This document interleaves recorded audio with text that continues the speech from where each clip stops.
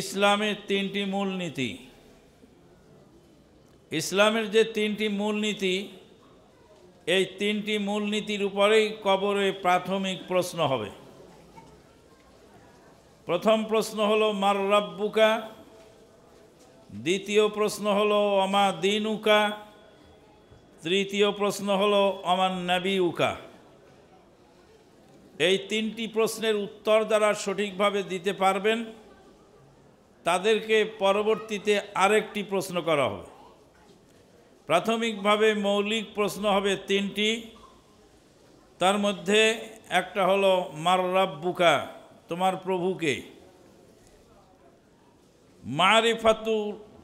মারিফাতুল্লাহি তাবারাকা ওয়া তাআলা, প্রথম মূলনীতি হলো আল্লাহর পরিচয় লাভ করা এবং আল্লাহর পরিচয় জেনে তার ইবাদত করা। আল্লাহকে, আল্লাহর পরিচয় কি? আল্লাহ পাক বলছেন ইয়া আইয়ুহান নাসু উবুদু রাব্বাকুমুল্লাযী খালাকাকুম ওয়াল্লাযীনা মিন ক্বাবলিকুম লাআল্লাকুম তাত্তাকুন। ওহে মানব মণ্ডলী, তোমরা তোমাদের রবকে ইবাদত করো, তোমার রবের ইবাদত করো। আল্লাযী খালাকাকুম, যিনি তোমাদেরকে সৃষ্টি করেছেন। আল্লাহ পাক আমাদেরকে সৃষ্টি করেছেন, আল্লাহ কুল কায়নাতকে সৃষ্টি করেছেন। আল্লাহ হলেন স্রষ্টা। যারা নাস্তিক তারা বলে ruled by eternal laws of iron, there is no god. স্রষ্টা বলে কেউ নাই, স্রষ্টাকে তারা অস্বীকার করে। এই মর্মে তাফসিরে ইবনে কাসিরের মধ্যে অনেক ঘটনা উল্লেখ আছে, সেগুলি বলতে গেলে অনেক সময়ের দরকার। ইমাম আবু হানিফা রাহিমাহুল্লাহকে কোনো নাস্তিক বাহাসের জন্য আহ্বান করেছিল, সে আল্লাহকে স্বীকার করে না। তো ইমাম আবু হানিফা রাহিমাহুল্লাহ দেরি করে আসলেন বাহাসের ময়দানে। তো জিজ্ঞেস করলেন দেরি করে আসছেন কেন? তো বলছে আমি একটা অন্য চিন্তা নিয়ে খুব বিভোর ছিলাম। কেউ আমাকে বলল দাজলা নদী আর ফুরাত নদীতে নৌকা চলছে, আসছে যাচ্ছে, মাল উঠছে নামছে, মাঝি মাল্লা দাঁড় বৈঠা ছাড়াই নৌকা চলছে দাজলা এবং ফুরাত নদীতে। তা আমি ওইটা নিয়ে চিন্তা করলাম যে এটা কেমন করে হয়। তো নাস্তিকরা বলল আপনার মাথা নষ্ট হয়েছে নাকি? মাঝি মাল্লার দাঁড় বৈঠা ছাড়াই বিশাল নৌকা কিভাবে চলে? তখন ইমাম আবু হানিফা রাহিমাহুল্লাহ বলেন মাথা তো আমার নষ্ট হয়নি, মাথা তোমাদের নষ্ট হয়েছে। মাঝি মাল্লার দাঁড় বৈঠা ছাড়া একটি নৌকা যদি দাজলা ফুরাতে না চলতে পারে, তাহলে বিশাল সূর্য পূর্ব আকাশ থেকে, পূর্ব দিগন্ত থেকে পশ্চিম দিগন্তে নিয়ে যায় কোন সত্তা? যিনি নিয়ে যান তিনি হলেন মহান আল্লাহ।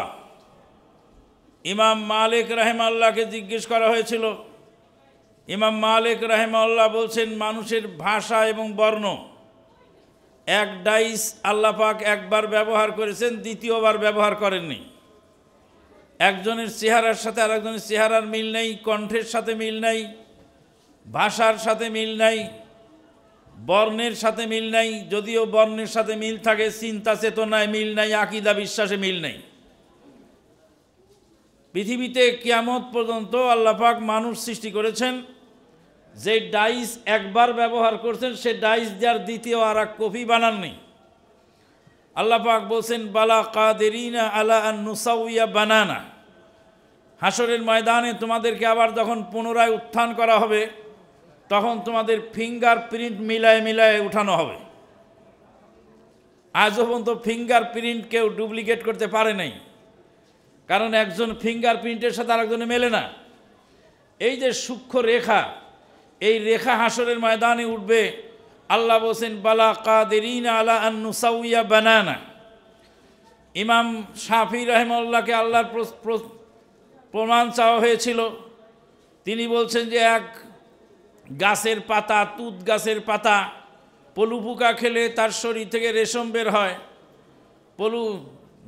উট খেলে উট থেকে লাদা বের হয়। বিভিন্ন প্রাণী ওইটা ওই তুত গাছের পাতা খেলে বিভিন্ন উপাদান সেখান থেকে বের হয়, এটা আল্লাহ আছেন তার প্রমাণ। একজন বেদুইনকে জিজ্ঞেস করা হয়েছিল যে আল্লাহ আছে তার প্রমাণ কি? বেদুইন জবাব দিল, আল বারাতু তাদুল্লু আলাল বাঈর ওয়াল আসারু ইয়াদুল্লু আলাল মাসির ওয়াস সামাউ জাতু আবরাজ ওয়াল বিহারু জাতু আমওয়াজ ওয়াল আরদু জাতু ফিজাজ আলা ইয়াদুল্লু আলা লাতিফিল খাবির। আল বারাতু তাদুল্লু আলাল বাঈর, লাদা দেখলে বোঝা যায় এখানে উট গেছিল, উট আছে। ওয়াল আসারু ইয়াদুল্লু আলাল মাসির, পদচিহ্ন দেখলে বোঝা যায় মানুষ হেঁটে গেছে। ওয়াস সামাউ জাতু আবরাজ, অসংখ্য নিহারিকা পুঞ্জ, অসংখ্য নক্ষত্ররাজি খচিত আসমান। ওয়াল বিহারু জাতু আমওয়াজ, অসংখ্য উর্মিমালার সম্মিলিত সমৃদ্ধ এই জলধি। ওয়াল আরদু জাতু ফিজাজ, অসংখ্য রাস্তায় বিভক্ত এই মাটি। আলা ইয়াদুল্লু আলা লাতিফিল খাবির, একজন লাতিফুল খাবিরের কি প্রমাণ বহন করে না? আল্লাহ হলেন আমাদের রব। ইয়া আইয়ুহান নাস উবুদু রব্বাকুম, যেহেতু তিনি রব, তিনি দেন সব, আর যিনি দেন সব তিনি ইবাদতের হকদার। রবের পরিচয় সংক্ষেপে, যিনি দেন সব তিনি হলেন রব। তা আল্লাহ বলছেন তিনি হলেন রব, তিনি তোমাদেরকে সৃষ্টি করেছেন, তিনি তোমাদের আহার্য দিচ্ছেন, তিনি তোমাদের সব ব্যবস্থা করেছেন। অতএব সেই রবেরই ইবাদত করো। এটা হলো তাওহীদে রুবুবিয়্যাহ। তাওহীদে রুবুবিয়্যাহ হলো আল্লাহর কাজ বান্দার জন্য। আল্লাহর কাজ সংক্রান্ত যত তাওহীদ আছে এগুলি তাওহীদে রুবুবিয়্যাহ। আল্লাহ পাক সৃষ্টি করেছেন একাই, আল্লাহ পাক রিজিক দেন একাই, আল্লাহ পাক পৃথিবী পরিচালনা করেন একাই, আল্লাহ পাক সব কিছু একাই করছেন। এই তাওহীদ বিশ্বাস করার নাম হলো তাওহীদে রুবুবিয়্যাহ। আর আল্লাহর জন্য বান্দা যেই কাজগুলি করে, বান্দার কাজের সাথে সংশ্লিষ্ট যে তাওহীদ, সেই তাওহীদকে বলা হয় তাওহীদে উলুহিয়া। আল্লাহর কাছে দোয়া করা, আল্লাহকে ভয় করা, আল্লাহকে সেজদা করা, আল্লাহর কাছে প্রার্থনা করা, আল্লাহর কাছে কিছু চাওয়া, আল্লাহর কাছে কিছু পাওয়ার আশা করা, এই জাতীয় যে ইবাদত আছে যেটা বান্দা আল্লাহকে দিয়ে থাকেন, সেগুলি হলো তাওহীদে উলুহিয়া, অর্থাৎ তাওহীদুল ইবাদা। তা আল্লাহ যেহেতু রব, অতএব রবের ইবাদত করতে হবে, এটা রবের পাওনা। আর আল্লাহকে যদি আমি রব বলে মেনে নেই, তাহলে তার ইবাদত করা আমার জন্য লাজেম। আর আল্লাহর ইবাদত যদি আমি করি, তাহলে আল্লাহকে রব হিসাবে মেনে নেওয়া, এটা হলো দালালাতুত তাজাম্মুনি। আমি মেনে নিয়েছি, না মানলে তার ইবাদত করলাম কেন? এখানে দুইটা তাওহীদ আছে, একটা হলো দালালাতে তাজাম্মুনি আর দালালাতে ইলতিজামি। মানে আপনি রব হিসাবে যখন মেনে তাকে সেজদা দিলেন, অতএব আপনি রব হিসাবে তাকে মেনে নিয়েছেন। যেহেতু রব হিসাবে তাকে মেনেছেন, অতএব তাকে সেজদাটা দিতে হবে, তার পাওনাটা তাকে দিতে হবে। 3 নম্বর তাওহীদ হলো তাওহীদুল আসমা ওয়াস সিফাত। আল্লাহ পাক বলেন, ওয়ালিল্লাহিল আসমাউল হুসনা ফাদউহু বিহা। আল্লাহর রয়েছে উত্তম নাম, উত্তম নাম ধরে ডাকো।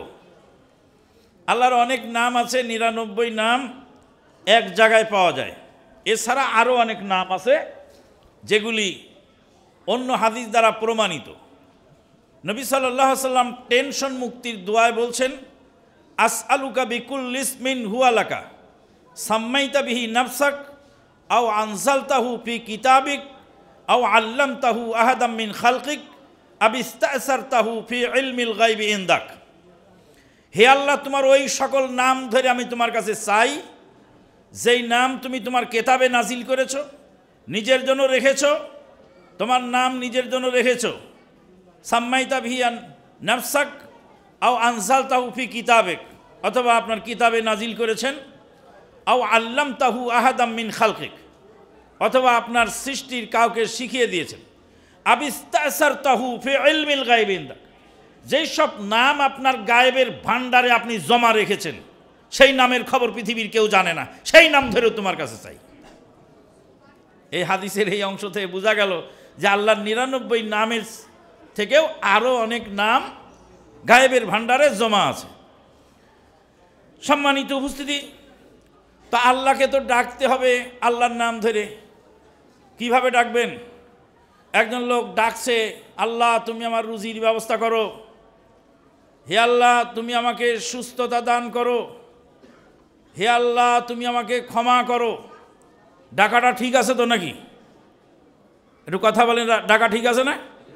ঠিক আছে, আলহামদুলিল্লাহ। যদি বলে হে রাজ্জাক তুমি আমার রুজির ব্যবস্থা করো, হে গাফফার তুমি আমাকে ক্ষমা করো, হে রহমান তুমি আমার উপরে দয়া করো, তাহলে কেমন হয়? এটা আরও বেশি উত্তম হয়। তার মানে মানুষের এলেম এত কম যে কয়েক সেকেন্ডের মধ্যে একটু বুঝের কম বেশ হয়ে যায়। আল্লাহর নাম তো রাজ্জাক, তো এবার দেখবে আল্লাহ তুমি আমাকে রুজি দাও, তো রাজ্জাক নামটা কোথায় লাগাবেন, কোন জায়গায় ব্যবহার করবেন? যখন রুজি চাচ্ছেন তখন বলছেন রাজ্জাক তুমি আমাকে রুজি দাও, যখন দয়ার দরকার রহমান তুমি আমার উপর দয়া করো, যখন ক্ষমা চাইলেন গাফফার তুমি আমাকে ক্ষমা করো। আরও তো নাম আছে কাহার, তো এই নামটা আবার কখন ব্যবহার করবেন? জাব্বার এই নাম আছে না, এগুলি কখন ব্যবহার করবেন? এগুলি ব্যবহার করারও জায়গা আছে। বলবেন জাব্বার তুমি জালেমকে দমন করো, কাহার তুমি এই জালেমকে পর্যদস্ত করো। জালেমকে সাহায্য করবে কি রহমান? দয়ালুর কাম নাকি এটা? কার কাম? কাহারের কাজ, জাব্বারের কাজ, মুতাকাব্বিরের কাজ। হে অহংকারী তুমি অহংকারীকে দমন করো, তোমার অহংকারীর নামের ওসিলায়, তোমার রাজ্জাক নামের ওসিলা আমাকে রুজি দাও, তোমার গাফফার নামের ওসিলা আমাকে ক্ষমা করো। তাহলে আল্লাহর যে নাম আছে প্রত্যেকটা নামের আলাদা আলাদা প্রয়োগের ব্যবস্থা আছে। এখন আমরা আল্লাহর নাম রাখছি কি খুদা, ভগবান, গড। যুবকরা তো সবসময় প্রায় সময় বলে ও মাই গড, বলে না? কেন ও মাই গড আপনি বলবেন কেন? সুবহানাল্লাহ, আলহামদুলিল্লাহ, আল্লাহু আকবার, লা ইলাহা ইল্লাল্লাহ, আস্তাগফিরুল্লাহ। প্রত্যেকটা পরিবেশের জন্য আলাদা আলাদা আল্লাহর নাম আছে। আশ্চর্য দেখলেন সুবহানাল্লাহ, খুশির খবর শুনলে আলহামদুলিল্লাহ, দুঃখের খবর শুনলেন ইন্নালিল্লাহ। তাহলে আল্লাহ পাকের ৯৯ নাম, তার সাথে আরও নাম আছে, কিন্তু আল্লাহর নাম এক একজন নিজের সুবিধা মতো রাখছে। এক পীর সাহেব আল্লাহর নাম রাখছে মাওলা, যতবারই বলবে খালি মাওলা ছাড়া অন্য কোনো শব্দ সে জানে না। কিন্তু আল্লাহ পাক বললেন ওয়ালিল্লাহিল আসমাউল হুসনা ফাদউহু বিহা, আল্লাহর রয়েছে উত্তম নাম সমূহ, সেই নাম ধরে তাকে ডাকো। একজন বলছিল যে আল্লাহকে খুদা বলে ডাকলে সমস্যাটা কি? তা আমি বললাম তোমাকে যদি ননসেন্স বলি তাতেই বা সমস্যা কি? ননসেন্স বলবি তো গালি, বলে খোদাও তো গালি। খোদ মানে স্বয়ংভূ, যিনি স্বয়ং আগমন করেছেন তিনি হলেন খোদা। তাহলে আল্লাহ আগমন করেছেন তো নাকি? একা একাই আগমন করেছেন, আল্লাহকে কেউ সৃষ্টি করেন নেই, তার কোনো স্রষ্টা নেই। কিন্তু আল্লাহ স্বয়ংভূ, আল্লাহ আগমন করার আগে কে ছিল? তাহলে এই নামটা চলবে না। সম্মানিত উপস্থিতি, তাহলে আমার রবকে যদি আমি চিনতে পারি দুনিয়াতে, এবং রবকে যদি রব বলে মানি, তাহলে পরকালে গিয়ে আমার রবের পরিচয় কবরে গিয়ে আমি দিতে পারবো। যখন জিজ্ঞেস করবে মার রাব্বুকা, তখন বলবে রব্বি আল্লাহ। আউযু বিল্লাহি মিনাশ শাইতানির রাজিম। ইন্নাল্লাযীনা ক্বালু রাব্বুনাল্লাহ সুম্মা ইসতাকামু তাতানাজ্জালু আলাইহিমুল মালাইকা আল্লা তাখাফু ওয়া লা তাহজানু ওয়া আবশিরু বিল জান্নাতিল্লাতী কুনতুম তুআদুন।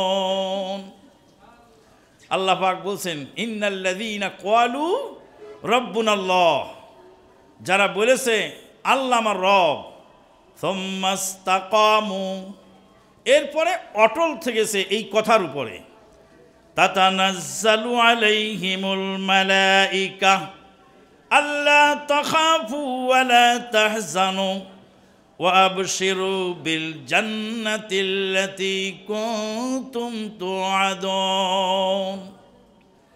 তোমাদের ভয়ও নাই, চিন্তাও নাই, ফেরেশতা নাজিল হবে তাদের কাছে, ফেরেশতা তাদেরকে সান্ত্বনার বাণী শোনাবে। ওয়া আবশিরু বিল জান্নাতিল্লাতী কুনতুম তুআদুন, জান্নাতের শুভ সংবাদ শোনো। তারপর ফেরেশতারা আবার বলে, নাহনু আউলিয়াউকুম ফিল হায়াতিদ দুনিয়া ওয়া ফিল আখিরাহ, দুনিয়াতেও তোমাদের সঙ্গী সাথী ছিলাম, আখিরাতেও তোমাদের সঙ্গী সাথী আমরা আছি, যেহেতু তুমি রব্বুনাল্লাহ বলে স্বীকৃতি দিয়েছ আর এর উপরে তুমি অটল ছিলে, তাহলে আমার রবকে আমাকে চিনতে হবে। এখন আমাদের দেশে রব সর্বত্র বিরাজমান। মান্না গঞ্জাম দার জমিন ও আসমালিকে গঞ্জাম দার কুলুবে মোমেনা। আপনার সুবহানাল্লাহ বলেন না কেন? আপনার তাকওয়ার লোক, কিন্তু ওই মজলিসে সুবহানাল্লাহর হিরিক পড়ে যায়। আমরা বলি আর রহমান আলাল আরশি ইস্তাওয়া, কোরআনের আয়াত, আর ওরা কোরআনের আয়াতকে টাকরাও করে ফার্সি বায়াত দিয়ে। আমাদের দলিল কোরআনের আয়াত আর ওদের দলিল ফার্সি বায়াত। মান্না গঞ্জাম দার জমিন ও আসমা লেকে গঞ্জাম দার কুলুবে মোমেনা। নাউযুবিল্লাহ মিন যালিক। বাপ আর বেটার লড়াই হচ্ছে। আপনাদের সিলেটের লোক, বৃহত্তর সিলেটের লোক, বাপ আর বেটার লড়াই।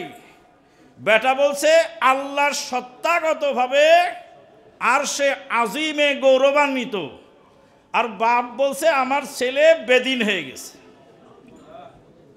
সেদিন এক মসজিদের খতিব সাহেব খুতবা দিচ্ছেন আর বলছেন, কি মোহিনী সুরে ওয়াজ করছেন, কয় নূহ আলাইহিস সালামের ছেলে কেনান যেমন বেঈমান হলো, আমার হুজুরের বেটা ওই রকম বেঈমান হয়ে গেছে। কোথায় কেনান, কোথায় নূহ আলাইহিস সালাম, আর কোথায় হুজুর আর হুজুরের বেটা? বাপ দাদার ধর্ম নিয়ে বাপ আছে, আর বেটা বাপ দাদার ধর্মের বিরুদ্ধে বলাতে বেটাকে বলছে বেদিন হয়ে গেছে। আমাদের এক ভাই একটা গান গাইছিলেন, খুব সুন্দর গানটা, আমার কাছে ভালো লাগে। কি বলেছেন আকাবির, কি বলেছেন তোমার পীর, কি বলেছেন তোমার বাপ দাদারা, এসব কিসসা ছাড়ো যদি বন্ধু পারো, কোরআন হাদিস একটিবারে আঁকড়ে তুমি ধরো। গানটা সুন্দর না? বলছে কি বলেছে আকাবির, কি বলেছে তোমার পীর, কি বলেছে তোমার বাপ দাদারা। আল্লাহ আরশে আজিমে গৌরবান্বিত, কোরআনের আয়াত আর রহমান আলাল আরশিস তাওয়া। এক হুজুর সাহেব বক্তব্য দিচ্ছেন, বলছেন আল্লাহ সব জায়গায় বিরাজমান। বক্তব্য দিচ্ছেন মেরাজ সম্পর্কে। মেরাজের বক্তব্যের মাঝে আপনাদের মতো ট্যাটন শ্রোতা দুই একজন আছে, তো জিজ্ঞেস করছে আল্লাহ কোথায়? বলছে আল্লাহ সব জায়গায় বিরাজমান। তো কাছে নবী তাহলে 7 আসমানে গেলেন কেন মেরাজের রাতে? কয় হেইয়া কথা তো কেতাব লেহে নাই, কেতাবে তো ও কথা নাই আমার, তা আমি কি করে বলবো? কোরআন নাজিল হয়েছে কোত্থেকে? লাউহে মাহফুজ থেকে নাজিল হয়ে আল্লাহর দরবার থেকে কোরআন এসেছে। আল্লাহ সব জায়গায় বিরাজমান হলে জিবরিল আমিন অত উপর থেকে ওহী নিয়ে আসা লাগতো? তাহলে বেটার কথা ঠিক না বাপেরটা ঠিক? বেটারটা ঠিক, কিন্তু বাপে বাপদাদার ধর্ম মেনে চলছে দেখে আর বেটাকে বরদাস্ত করতে পারলো না। 2 নাম্বার হলো যে আল্লাহর আকার আছে না নাই? বলছে আল্লাহর আকার আছে বললে মানুষের মতো হয়ে যায়। ঘোড়ার পা আছে, মশার পা আছে, ব্যাঙের পা আছে, হাতির পা আছে। আল্লাহর কোনো মাখলুকের পায়ের সঙ্গে আর এক মাখলুকের পায়ের মিল নেই। তো আল্লাহর পায়ের সঙ্গে মাখলুকের পায়ের মিল ভাবো কি করে তুমি? আল্লাহ পাক অসংখ্য মাখলুক সৃষ্টি করেছেন, একটা মাখলুকের হাতের সঙ্গে আর এক মাখলুকের হাতের মিল, এক মাখলুকের পায়ের সঙ্গে আর এক মাখলুকের পায়ের মিল নেই। তো খালেকের পায়ের সঙ্গে মাখলুকের পা হবে, মিলবে ভাবো কি করে তুমি? ওই জন্য আল্লাহ পাক বলছেন লাইসা কামিসলিহি শাইউন ওয়া হুয়াস সামিউল বাসীর। সম্মানিত উপস্থিতি, সাগরের পানি যদি ঝিনুকের মধ্যে তুলতে দায়িত্ব দেওয়া যায় তো সম্ভব নয়। ব্যাপক আলোচনা সেরে আল্লাহর মারেফত সম্পর্কে, আল্লাহর পরিচিতি এবং আল্লাহর গুণাবলী সম্পর্কে বলতে গেলে ঘন্টার পর ঘন্টা আলোচনা করে শেষ হবে না, যেহেতু 3টা পয়েন্টই আলোচনা করে শেষ করতে হবে। 2 নাম্বার হলো মারেফাতু দীনিল্লাহ, আল্লাহর দিন সম্পর্কে জানা। যেহেতু কবরে প্রশ্ন হবে অমা দিনুকা, যারা দিন সম্পর্কে জানবে তারা সেখানে সঠিক উত্তর দিতে পারবে। তো সেখানে অমা দিনুকা প্রশ্ন করা হবে। দিনের 3টা স্তর আছে। প্রথম স্তর হলো ইসলাম, দ্বিতীয় স্তর হলো ঈমান, আর তৃতীয় স্তর হলো ইহসান। এটা হলো একদম হায়ার র্যাঙ্ক। জিবরিল আমিন আলাইহিস সালাতু ওয়াস সালাম নবী সাল্লাল্লাহু আলাইহি সাল্লামকে জিজ্ঞেস করলেন, প্রথমে আখবিরনি আনিল ইসলাম, ইসলাম সম্পর্কে আমাকে বলুন। নবী সাল্লাল্লাহু আলাইহি সাল্লাম জবাব দিলেন, প্রথমে কালেমার শাহাদাতের সাক্ষী দেবে, আশহাদু আল্লা ইলাহা ইল্লাল্লাহ ওয়া আশহাদু আন্না মুহাম্মাদার রাসূলুল্লাহ অথবা মুহাম্মাদান আবদুহু ওয়া রাসূল। এই কালেমার শাহাদাতের সাক্ষ্য দেওয়া, সালাত কায়েম করা, যাকাত প্রদান করা, হজ পালন করা, রমাজান মাসের সিয়াম পালন করা, 5টা রোকন হলো ইসলামের। ইসলাম নামক গাছের ডাল হলো 5টা রোকন। ইসলাম হলো বাহ্যিক আমল। যখন ইসলাম বলা হবে, মুসলিম বলা হবে, তখন মুসলিম মুমিন, মুমিন বলা হলে শুধু মুমিন বলা হলে আগে মুসলিম তারপরে মুমিন। আর যদি বলা হয় মুসলিম তাহলে মুসলিম তার সাথে মুমিন। আর যদি আলাদা আলাদা বলা হয় মুমিন মুসলিম বা মুমিন মুসলমান, তাহলে সেখানে 2টার অর্থ তখন আলাদা আলাদা হবে। যখন একসঙ্গে উচ্চারণ হবে তখন 2টার আলাদা অর্থ বহন করবে। আর যখন শুধু একটা বলা হবে তো একটার মধ্যে আর একটা আসবে। ইসলাম হলো বাহ্যিক আমল, সালাত, সিয়াম, হজ, যাকাত আর সাক্ষ্য প্রদান, এটা বাহ্যিক আমল। আর ঈমান হলো ভিতরের আমল।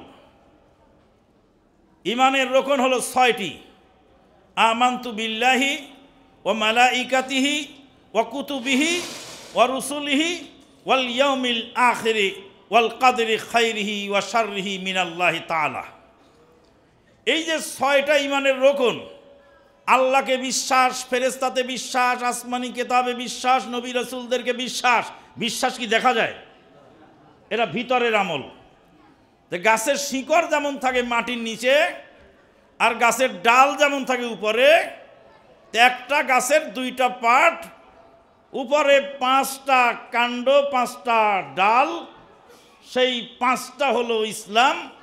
আর নিচে 6টা শিকড়, এই 6টা শিকড় হলো ঈমানের রোকন। 5 কলিওয়ালা টুপিওয়ালাকে বলেছিলাম, বলছে ইসলামের 5টা রোকন, ওই জন্য 5 কলি টুপি বানিয়েছি। তো বললেন যে বাবা ইসলামের রোকন যে 6টি, তো 6 কলিওয়ালাও একটা বানাও। 5 রোকনের একটা বানিয়ে আবার 6 রোকন হলো ঈমানের, তো ঈমানের 6 আর ইসলামের 5, তো 11 কলিওয়ালার একটা বানাও। যাকাত এবং হজ ধনী লোকের জন্য ফরজ, তাহলে গরিবের জন্য 3 কলিওয়ালা একটা বানাও, আর ধনীর জন্য 5 কলিওয়ালা বানাও। এগুলি সব ভুয়া, ভুল ভাল বক্তব্য। 5 কলি হলো পাক পাঞ্জাতন থেকে এসেছে। মুহাম্মাদুর রাসূলুল্লাহ সাল্লাল্লাহু আলাইহি সাল্লাম, আলী রাদিয়াল্লাহু তাআলা আনহু, ফাতেমা রাদিয়াল্লাহু তাআলা আনহা, হাসান রাদিয়াল্লাহু তাআলা আনহু, হুসাইন রাদিয়াল্লাহু তাআলা। আলী, ফাতেমা, হাসান, হুসাইন, এই চারজন, আর নবী সাল্লাল্লাহু আলাইহি সাল্লাম, এই পাঁচজন।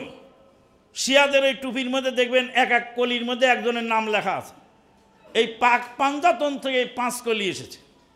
বলছিলাম যে ইসলামের রকম 5টি আর ইমানের রকম 6টি।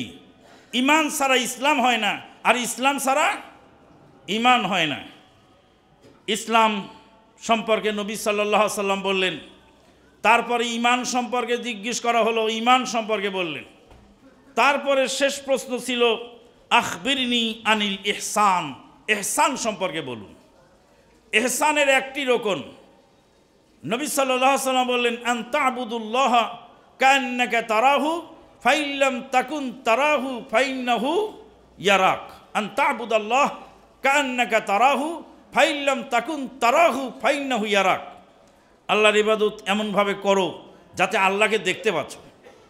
আল্লাহকে দেখা তোমার পক্ষে সম্ভব নয়, কিন্তু আল্লাহ তোমাকে দেখছেন। এই ফিলিংস ভিতরে এনে তুমি ইবাদত করো। আল্লাহ আমাকে দেখছেন, এই ফিলিংস এনে ইবাদত করলে এটার নাম হলো ইহসান। আর এটা হলো ইমান এবং ইসলামের উপরে একদম হাই থটের, হাই র্যাঙ্কের এটা স্তর।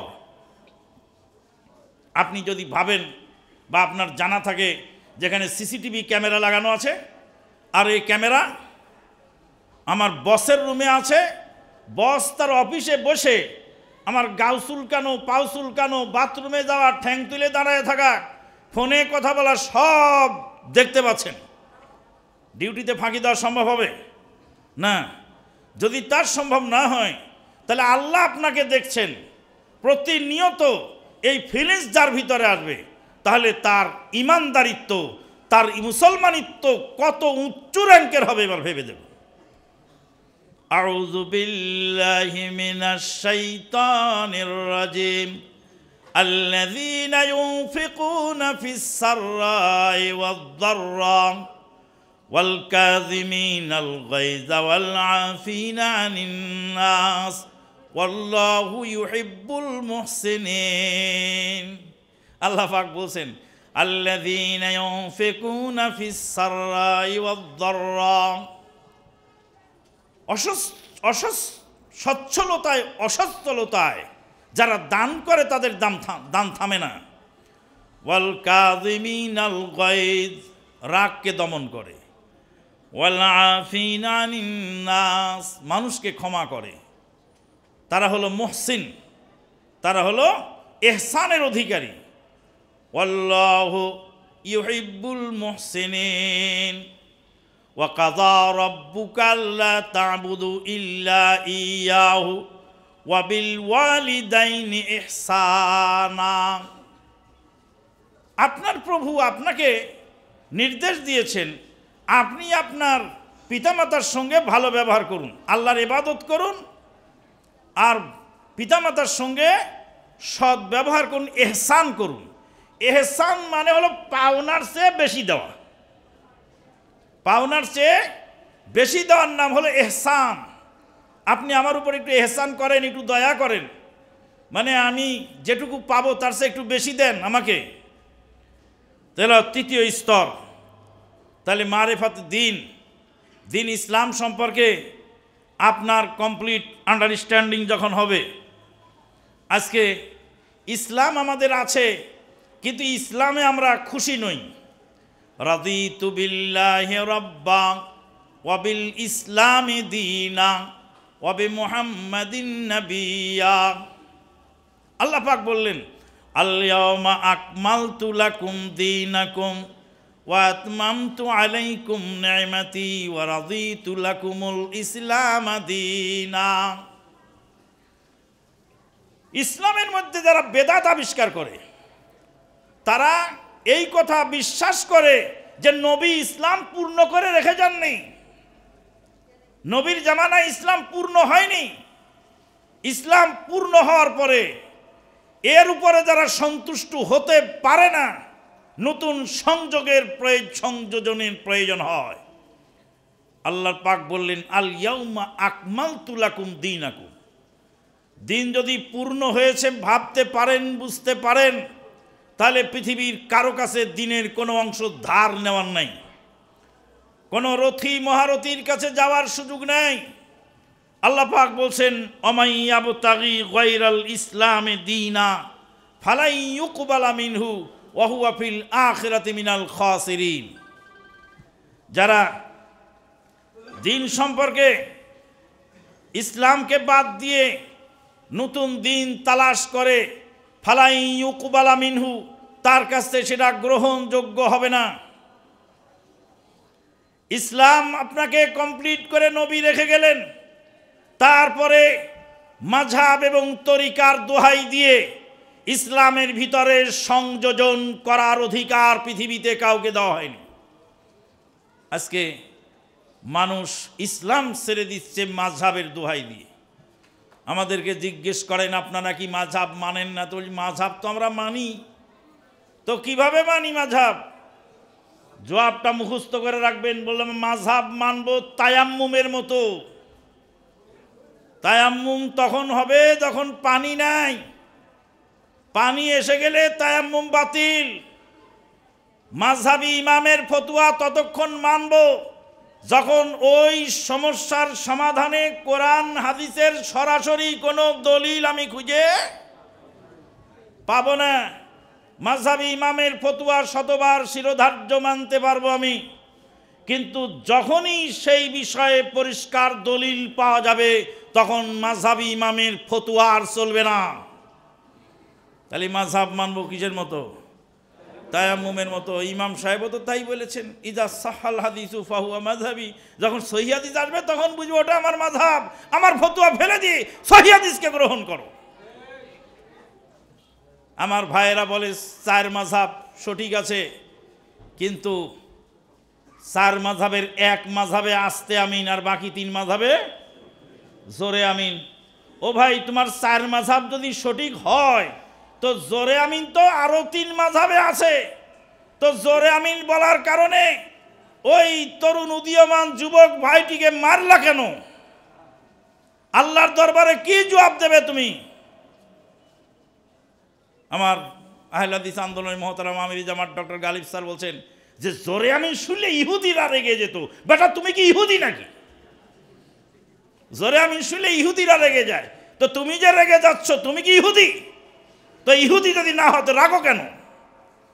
সম্মানিত উপস্থিতি, এই মাযহাব তরিকার দোহাই দিয়ে আজকে ইসলামকে বিকলাঙ্গ করার চেষ্টা করছে। যারা মাযহাব মেনে চলবে, ইসলামের বিধান বাদ দিয়ে, যখন কবরে তাকে প্রশ্ন করা হবে ওমা দীনুকা, তোমার দিন কি ছিল, তখন কি বলবে? মাযহাবের নাম বলবে। আজকে যিনি মারা গেলেন আমাদের ভাই আমানুল্লাহ খান আল মাদানী, তিনিও মাদানী, তিনিও আমানুল্লাহ। তো ওনার নামের শেষে আছে আমানুল্লাহ খান আল মাদানী, বাড়ি টাঙ্গাইল। ওনার বাড়ি টাঙ্গাইল, আমার জন্মস্থান পাবনা, গাঙের এপারে আর ওপারে। আজকে আমার মিতাজি আমাদের ভাই, তিনি ইন্তেকাল করলেন। আল্লাহ তাকে জান্নাতুল ফেরদাউসের মেহমান হিসাবে কবুল করুন। একজন মহিলা আবার আমার বাড়িতে ফোন দিয়ে বলে দিয়েছে আমানুল্লাহ সাহেব মারা গেছেন।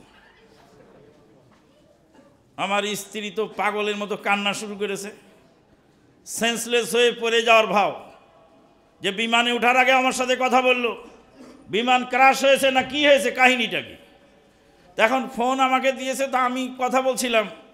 বলে আমি তো এখন সিলেটের নাইরের পুলের ফরচুন গার্ডেন হোটেলে আসি। তো বলছে যে মরে গেছে শুনলাম। তো মরে গেছে আমার মিতা। তা আমার মিতা মারা গেছেন, আল্লাহ তাকে জান্নাতুল ফেরদাউস নসিব করুন।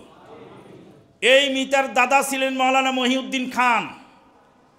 তিনি একদিন কবরে লাশ রাখার জন্য বলছেন, লাশটা কি আমি রাখবো? তো আপনি আলেম মানুষ, আপনিই রাখেন, আপনার হাত দিয়ে লাশটা রাখেন।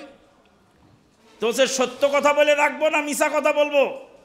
বলছে লাশ রাখবেন কবরে, মিছা কথা বলার দরকার কি, সত্য কথা বলেন। তো বলছে বিসমিল্লাহে ওয়া আলা মাযহাবে আবি হানিফা রাহিমাহুল্লাহ। বসে মৌলী সাহেব কি করলেন আপনি? বলে সারা জীবন তুমি মাযহাব মানলে, কোরআন হাদিস আসলে বলে আমার মাযহাবে নাই, তো তুমি এখন মরার সময় ওয়ালা মিল্লাতে রাসূলিল্লাহ, মরা লাশ নবী কি করবে? দেহের মধ্যে রুহু থাকতে নবীকে চেনো, দেহের মধ্যে রুহু থাকতে ইসলাম চেনো। ছেড়ে দাও তোমার বাপ দাদার রসম রেওয়াজ, ছেড়ে দাও আলেমের ফতোয়া। কোরআন হাদিসের দলিলের সামনে কোনো আলেমের ফতোয়া চলে না। তবে ইসলামটা আলেমের মাধ্যমেই জানতে হবে। নিজে নিজে একা বুঝতে গেলে সে কিন্তু আবার বিভ্রান্ত হয়ে যাবে, এতে কোনো সন্দেহ নেই। সম্মানিত উপস্থিতি, তাহলে ইসলামকে আপনি প্রায়োরিটি যদি দেন দুনিয়ায়, তাহলে কবরে যায় বলবেন দিন ইয়াল ইসলাম, আমার দিন হলো ইসলাম। আন্তর্জাতিক আদালতে, আন্তর্জাতিক পরিমণ্ডলে ছোট পরিচয় চলে না। বহুবার বলেছি, আবার আজকেও বলে দিই। সৌদি আরবে আমি গেলাম, আমাকে জিজ্ঞেস করলো তোমার বাড়ি কোথায়। একজন মিশরি আমাকে জিজ্ঞেস করলো তোমার বাড়ি কোথায়। আমি বললাম আমার বাড়ি পাবনা। তো মিশরি বলবে ও বেটা তুই কি পাগল নাকি? পাগল তো পাবনায় ভালো করে, তোকে ভালো করতে পারেনি। এবার পাবনার পরিচয় তো আরব দেশে চলে না। আন্তর্জাতিক পরিমণ্ডলে গেলে পরিচয় দিতে হবে আমি বাংলাদেশি। ঢাকা এয়ারপোর্টে নামার পর আপনার বাড়ি কোথায়? বলে পাবনা। তাহলে দেশে আসলে পরিচয় হবে আমার বাড়ি পাবনা, বিদেশে গেলে আমার পরিচয় হবে বাংলাদেশ। হাসরের ময়দানে বা কবরে প্রশ্ন হবে, এই প্রশ্ন কি ইন্টারন্যাশনাল নাকি ন্যাশনাল? সেখানে কোনো ওলিয়া উলিয়ার পরিচয় চলবে না। তুমি কোন নবীর উম্মত, কার অনুসরণ করেছিলে, কোন তরিকায় চলেছিলে, সেই নবীর নাম বলো। অমা শাইখুকা অমান শাইখুকা, তোমার পীর কে ছিলেন। অমান মুর্শিদুকা, তোমার মুর্শিদ কে ছিলেন। অমা মাযহাবুকা, তোমার মাযহাব কি ছিল। অমা তারিকাতুকা, তোমার তরিকা কি ছিল। এগুলি প্রশ্ন সেখানে করা হবে না। সম্মানিত উপস্থিতি, যদি তা না করা হয়ে থাকে, কবরে যদি তরিকার কথা জিজ্ঞেস না হয়, কবরে যদি মাযহাবের কথা জিজ্ঞেস না হয়, কবরে যে দিন ইসলামের কথা বলা হবে, সেই দিন ইসলামটা ভালো করে বুঝতে হবে। ইসলাম কমপ্লিট কোড অফ লাইফ, ইসলাম পূর্ণাঙ্গ জীবন ব্যবস্থা। এর মধ্যে প্রস্রাব পায়খানা থেকে শুরু করে সন্ধিনীতি, বন্দিনীতি, পলতানীতি, সলতানীতি, দরদানীতি, রাজনীতি, সমাজনীতি, অর্থনীতি, লোয়ার চেম্বার থেকে আপার চেম্বার পর্যন্ত, আন্তর্জাতিক পরিমণ্ডল পর্যন্ত সব কিছুর বিবরণ ইসলামে দেওয়া আছে। প্রস্রাব করবেন কিভাবে তাও ইসলাম বলে দিয়েছে, নবী শিখিয়ে গেছেন হাতে ধরে। ঘুমাবেন কিভাবে নবী শিখিয়ে গেছেন, খানা খাবেন কিভাবে তা শিখিয়ে গেছেন। আল্লাহু আকবার, সুবহানাল্লাহি বিহামদিহি। আমার নবী কোনো জিনিস বাকি রেখে যাননি, কমপ্লিট করে রেখে গেছেন। 3 নম্বর হবে মারিফাতু নবিয়িনা সাল্লাল্লাহু আলাইহি সাল্লাম। ওমান নবিয়ুকা, তোমার নবী কে ছিলেন। নবী সম্পর্কে আমাকে জানতে হবে। আমার নবী হলেন মুহাম্মাদুর রাসূলুল্লাহ সাল্লাল্লাহু আলাইহি ওয়াসাল্লাম। আরব দেশে জন্মগ্রহণ করেছিলেন, 63 বছর পৃথিবীতে বেঁচে ছিলেন। নবুয়তের আগে 40 বছর, নবুয়তের পরে 23 বছর তিনি ছিলেন একজন মাটির তৈরি মানুষ। তিনি ইন্তেকাল করে পৃথিবী ছেড়ে চলে গেছেন। তিনি মানুষকে তাওহীদের দাওয়াত শিক্ষা দেওয়ার জন্য এসেছিলেন, জান্নাতের শুভ সংবাদ আর জাহান্নামের সতর্ককারী নবী মুহাম্মদুর রাসূলুল্লাহ সাল্লাল্লাহু আলাইহি ওয়াসাল্লাম। নবী সাল্লাল্লাহু আলাইহি ওয়াসাল্লামকে আল্লাহ পাক বললেন, ইয়া আইয়ুহাল মুদ্দাসসির কুম ফানজির ওয়া রাব্বাকা ফাকাব্বির ওয়া সিয়াবাকা ফাতাহহির ওয়ার রুজজা ফাহজুর। সূরা মুদ্দাসসির এই 5টি আয়াতে আল্লাহ পাক বলেন, ইয়া আইয়ুহাল মুদ্দাসসির, হে চাদর আবৃত ব্যক্তি, কুম, দাঁড়াও, ফানজির, তুমি সতর্ক করো। আমাদের দেশে অনেক মানুষ বলেন নবী জাহান্নামের ভয় দেখানোর জন্য এসেছে আর জান্নাতের শুভ সংবাদ।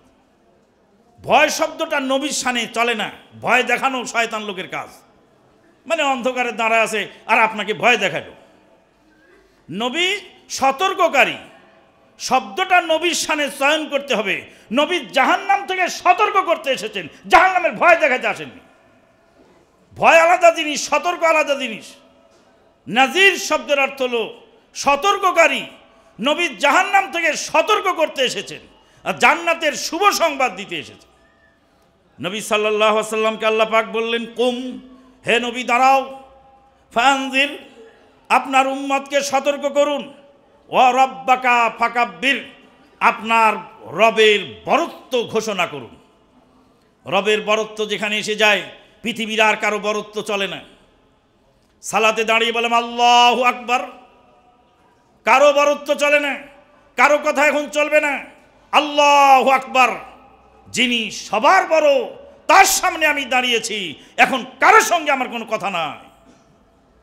পৃথিবীর লক্ষ লক্ষ মুসলিম কাবা ঘরে ইমাম সাহেব যখন আল্লাহু আকবার বলেন, দুইটি শব্দে 8টা অক্ষর। এই 8 অক্ষর বিশিষ্ট দুইটি শব্দ বললে পৃথিবীর 200 রাষ্ট্রের লক্ষ লক্ষ মুসলিম সবাই নিশ্চুপ হয়ে যায়।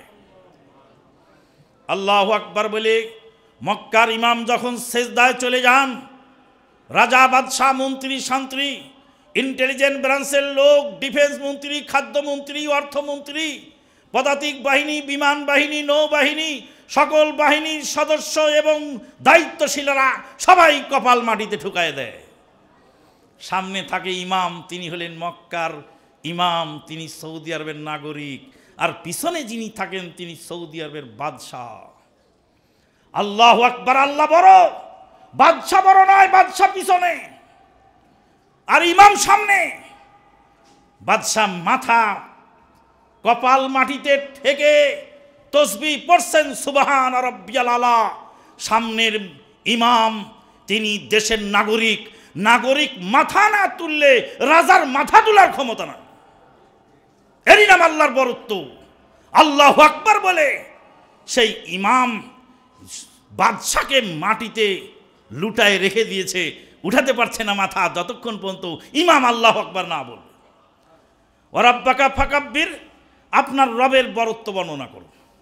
আজকে বড় আর ছোটর দ্বন্দ্বে অনেক মাহফিল আমাদের নষ্ট হয়ে গেছে।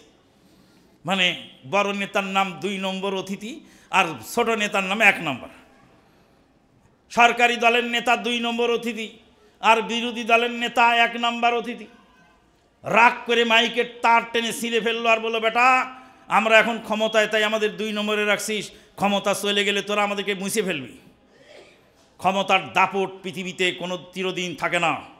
ওয়া রাব্বাকা ফাকাব্বির, আপনার রবের বরত্ব বর্ণনা করুন। ওয়া সিয়াবাকা ফাতাহের, আপনার দেল মন আমলকে শিরিক বেদাত থেকে পবিত্র করুন। ওয়ার রুজজা ফাহজুর, আর এই সমস্ত মূর্তি দেবী বেদী সব পরিত্যাগ করুন। কিছুদিন আগে মূর্তি ভাঙার হিড়িক পড়েছিল। মূর্তি ইসলামের স্বার্থে ভাঙে নাই, মূর্তি ভেঙেছে প্রতিহিংসামূলক।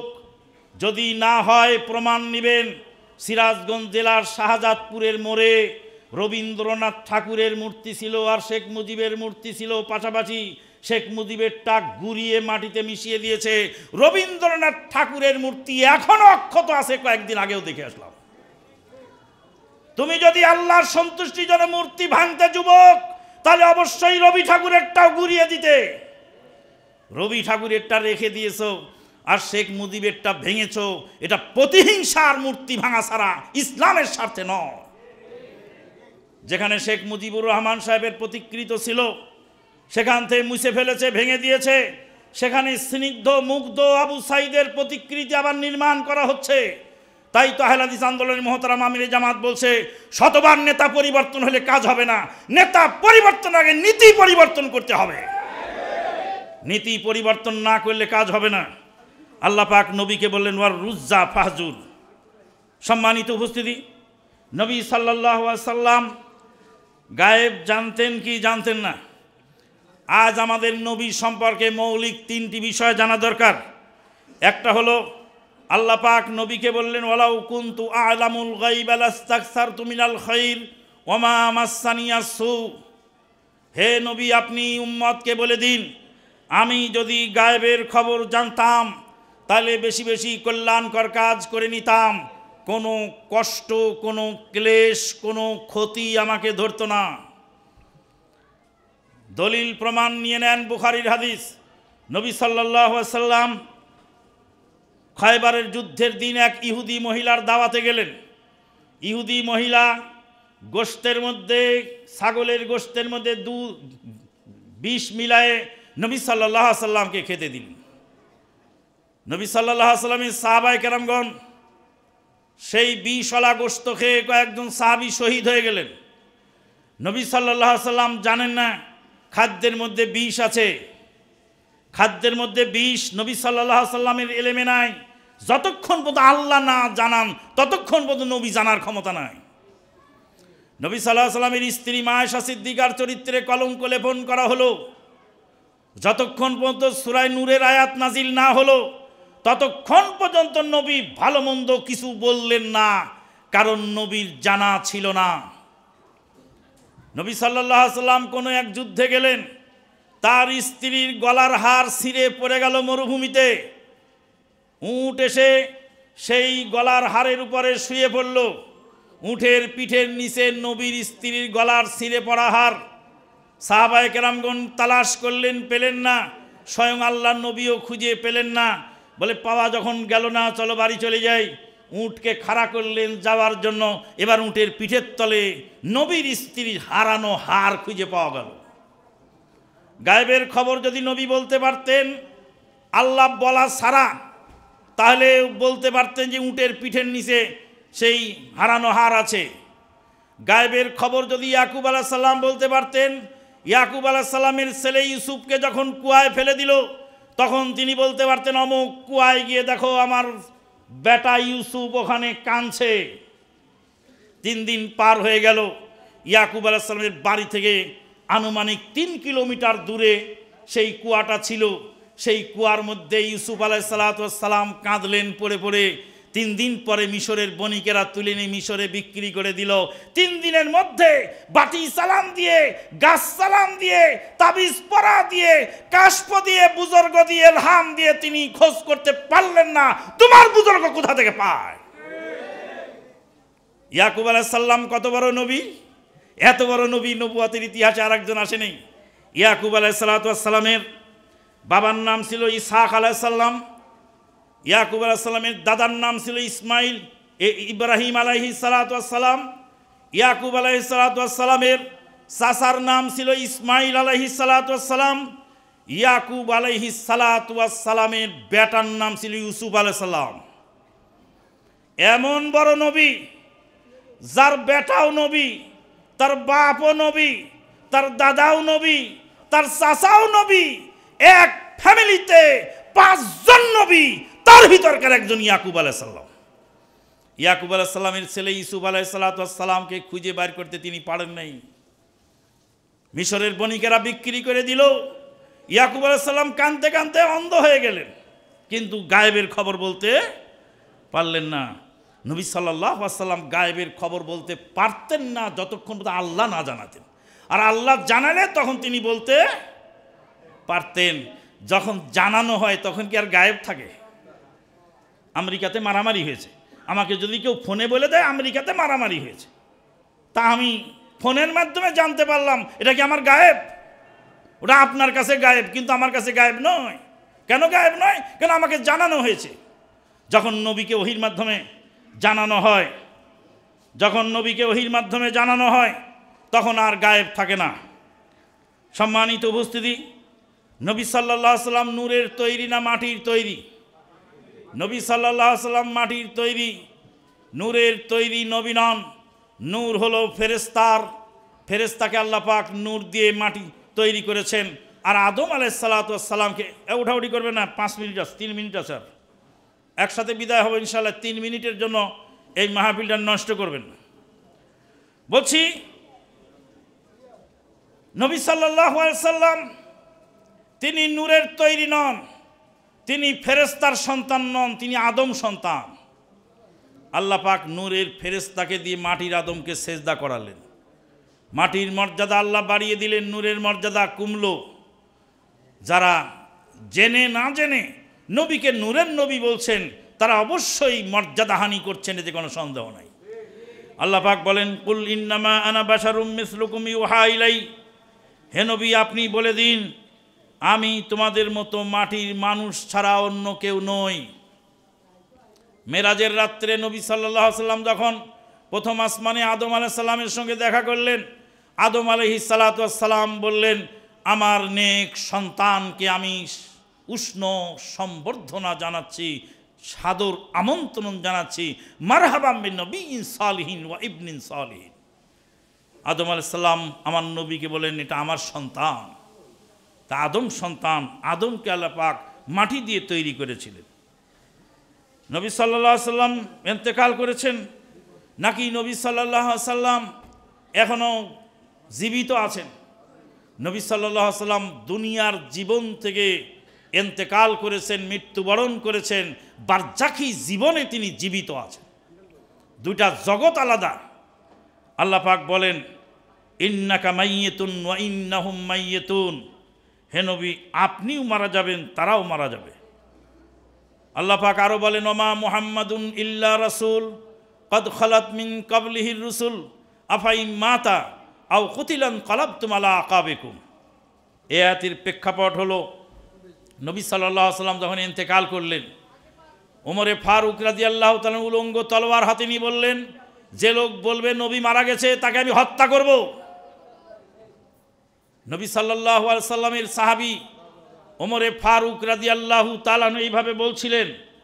সেই অবস্থায় সিদ্দিকে আকবর রাদিয়াল্লাহু তাআলা কুরআনের আয়াত পেশ করলেন, ওমা মুহাম্মাদুন ইল্লা রাসূল কদ খালাত মিন ক্বাবলিহির রুসুল।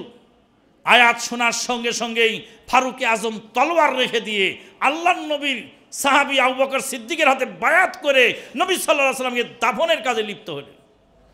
তলোয়ার থামলো কিসে? দলিলে। তলোয়ার থামলো কিসে? দলিলে। সিদ্দিক আকবর যে আর এক তলোয়ার উঁচু করে বলতেন, যে বলেছেন নবী মরে নেই তাকে আমি হত্যা করব। তাহলে ওই যে সাদ জুবাইরের যেরকম মারামারি হচ্ছে ওরকম দুই সাহাবীর মারামারি হতো। কিন্তু তিনি কি দিলেন? দলিল দিলেন। ওমরে ফারুক রাদিয়াল্লাহু তাআলা দলিল পেয়ে থেমে গেলেন। সম্মানিত উপস্থিতি, সিলেট শহরের সব জায়গা আপনাকে আমি দিয়ে দেব, কিন্তু আপনি পর্চা দেখাতে হবে। পর্চা যদি দেখান তো বলবো যে সিলেট শহরের সব জায়গা আপনার, যেহেতু আপনার পর্চা আছে। সিলেট শহরের 1 ইঞ্চি জায়গা আপনাকে দেওয়া হবে না যতক্ষণ পর্যন্ত আপনি পর্চা না দেখাতে পারবেন। আপনার সব কথা ঠিক আছে যদি আপনি দলিল দিতে পারেন, দলিল যদি আপনি না দিতে পারেন আপনার একটা কথাও গ্রহণযোগ্য নয়। ওয়া আখিরু দাওয়ানা আনিল হামদুলিল্লাহি রাব্বিল আলামিন।